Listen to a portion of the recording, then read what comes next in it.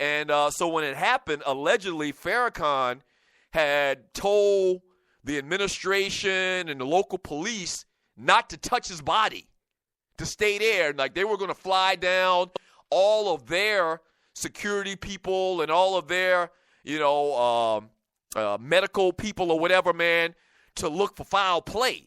Like he didn't trust the campus security. He didn't trust the local police. He didn't trust anybody. And like many, I don't know if I would say hundreds, but a lot of Nation of Islam members came down, man, to, I guess, investigate this thing, man. And that was it. But my original point before I brought up that story is if you have the gumption to kill yourself, how can we really, really gauge where your mind state is at the point? You understand what I'm saying? Like, yeah, it does seem kind of strange. He didn't act like that he would do something like this. And it seems like after beating the case, talking about Aaron Hernandez, seems like after him beating the case that his spirits would have been up. Well, he was still going to be in jail for the rest of his life. And at the end of the day, how much can you gauge somebody's mental capacity or their mental state, when they're in the type of situation that Aaron Hernandez is? And if you have the ability and the gumption, the best term I could come up with, to actually take your own life, to put a gun to your head and pull a trigger, or, tie up a bed sheet to, some bars in your cell and hang yourself, we really can't judge, what you would or wouldn't do. You understand what I'm saying? So I don't know, man. It's really crazy to even talk about this stuff, man. You just don't know, man. You just don't know. From Chucktown Frank, Doug, that was Orangeburg PD. Would you? I'm talking about the story I told about Farrakhan's grandson that went to South Carolina State. From Rough Buff, never heard the story, Doug. You just telling it. Yeah. So that's probably the first time I even thought about this. And this happened in, let's see, I graduated in 93, so I think this happened my senior year. So this was like fall 92 maybe this happened. I may be off by a year. If you remember, if you went to school with us at the time, maybe you can chime in the chat or whatever, or email me the specific dates. But yeah, this is a true story. I couldn't make up anything like that. Why would I make up anything like that? From Miss Mocha Bella, I hate hearing stories of suicide. Very sad. Right. Once again, the guy, Farrakhan's grandson, man, it was crazy. It was crazy because the dude was a good dude. I'm not going to say I knew him well, but he was very good friends with one of he wasn't actually my chapter bruh, but he went to school at South Carolina State and he lived in Orangeburg. I'm not going to say his name, but he was very good friends. And my friend, who's a Q, is still part of the Nation of Islam right now. He's kind of like a high-ranking official. But him and that guy were like best friends. And I think this guy that I'm telling you about was one of the reasons on why he decided to come to this little small HBCU in South Carolina, because of that relationship, and move from Chicago, Illinois, wherever Farrakhan is set up, and go to South Carolina State University. Is because of the relationship that a guy that I know very, very well and him had. So because of kind of like the relationships that we had in common, we were like cool. Like, we dap each other up, that type of thing, have a little small conversation. He was in the student government or whatever, once again. So he was a real cool dude. And I'm not the only person that you would talk to that went there at the time would say, this dude was like a cool dude. And it just, when the news came out, we was like, huh? That doesn't make sense. But, after the fact, there was never any mention of foul play or anything like that, man. So the story is that he actually, did it. So you don't know what's on the mind of somebody, take into account if that's actually a true story. You don't know what's on the mind of somebody. If you're able to go through with something like that, your mind is in a different place than the average normal person. It's crazy, man. It's crazy. From K, who wants some of the Boy 3000 Chucktown, Fam, I didn't know. I just think it's kind of strange that they would postpone their fight for someone else's because that had to be already in the making. Other than that, either the Boxing Federation or Al Heyman are trying to pull power moves. But to be honest, from what I've heard lately, Heyman and Mayweather talk almost daily. That's so I don't know what's up, bruh. Well, I just don't think that it's good business to try to schedule two major fights. Of course, one of them will do better than the other. And I think that if Mayweather and McGregor were scheduled the same I don't know. Because one, you got two dynamic, probably the two top names in boxing, two of the top, 10 or so names in boxing going against each other. But then you have a legendary historical guy in Floyd against a legendary historical guy in another discipline of fighting, in MMA, going against each other. I don't know who would win. When I say win, I'm talking about at the box office as far as ticket sales. That would be tough. But here's the thing about it. You don't want to find out. If you're Floyd Mayweather Jr. and McGregor, and you schedule your fight figuring that, you'll still get your numbers and that the other fight is gonna suffer, that might be your way of thinking, but you might be wrong. Same way, vice versa with the other side. So I just don't think it'll be good business to have two big-time, all-time fights the same Saturday. You're talking about the same Saturday night. That's when they have fights, Saturday night, period. That would be tough. From Jay Clyde, they would never have two fights on the same night. I don't think so. From T-Dub, if Floyd fights Keith Thurman, I would love to see that. I would love to see that too. But Floyd's not going to do that. I think Floyd is really, in his mind, retired, and the only way that he would come out is off a tomato can. And to him, McGregor's a tomato can. This is an easy fight for him, and he can make $200 million. You talk about bang for your buck. Floyd Mayweather Jr. is going to come out of retirement, train, get in shape for a couple of months, beat up a tomato can in relative terms as far as a boxer, a guy that he should have no problem with at all, no risk. See, there's a little bit of risk in fighting Triple G. Even though he dominated Alvarez, there's a lot of risk in fighting Triple G. So I don't think Floyd would do that. Make $200 million? Yeah, I can understand that.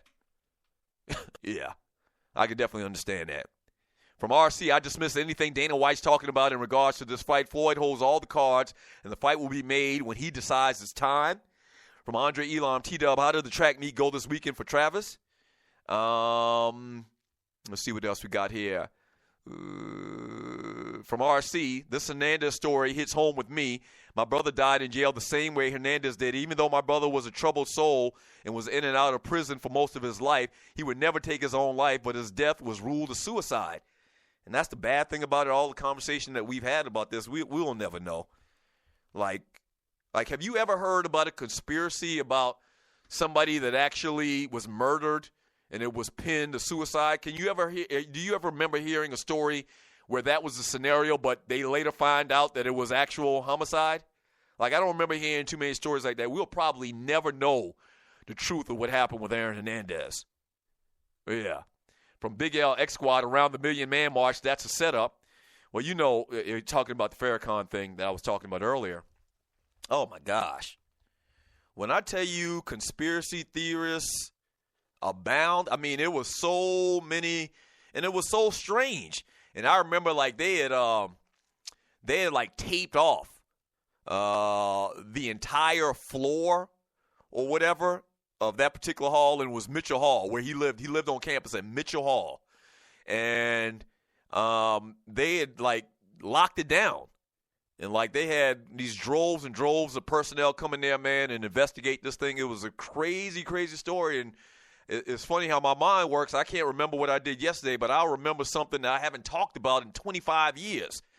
This is 1991, 1992, and I haven't even thought about that since, man, this story of this Hernandez thing came up, and we started talking about it today. Yeah, real interesting, man. Real interesting. From Thel Pay, can you imagine Floyd's lifestyle of retirement? Dude got so much money, his lifestyle has to be insane. Yeah. From Brian Hill, Floyd ain't going to fight nobody real. At this point, why would he? The only reason Floyd's doing this now is, and listen, I really think that after this fight, I think Floyd's going to pass up on the opportunity to fight somebody else like Triple G or whatever and make $100 million, $200 million. The only reason I think Floyd is doing this or wants to do this, which I think is going to happen, the only reason he's doing this because it's easy, and 2, because he wants to pass Rocky Marciano's all-time undefeated record. That's it. Once he wins this one more fight, he will have passed him. That's it.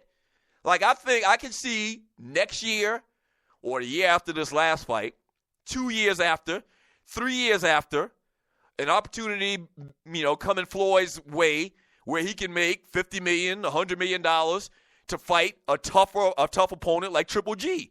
I don't think he's going to do it because I think that Floyd's, his vainness, if that's a word, how vain he is, I think he likes the idea of passing Rocky Marciano's undefeated record and retiring undefeated. So that's why I think this fight is going to happen for that reason, and it's an easy fight.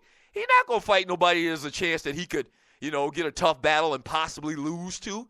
He ain't fighting no damn Triple G. I don't believe that for a minute.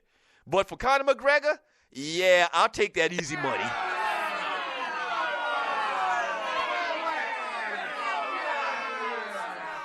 Yeah, I take that easy money.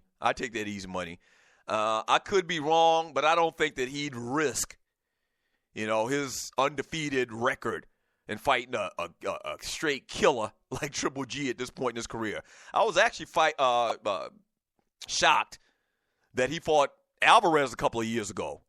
I was shocked that he did that because I thought Alvarez was such a big time opponent. But he did it, got through with glaring colors. Now listen, Floyd could fight Triple G next year, and I'd still pick him as the favorite to win. I don't care what Triple G's record is. Floyd Mayweather's one of the greatest to ever do it. But the older he gets, the more time passes, and the fact that he's fighting a dominant boxer who looks to be an all-time great, I just think it's too much risk. When Tupac was around, he wanted to raise a nation of thugs. But I think it's only right for me to raise a nation of bruhs. Yeah! Frank Coleman, Ernest Just, Oscar Cooper. Hey, thank you for joining me on the Doug Stewart Show. If you're new to the show, man, this is how we get down. Real barbershop sports talk. Oscar Cooper. Yeah.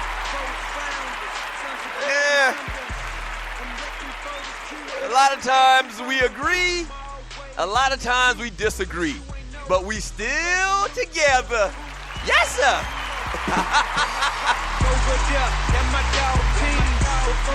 Hold on, my favorite part right here. Hold on. Yeah, shouts out to my man Pink Gator for this hot-ass track.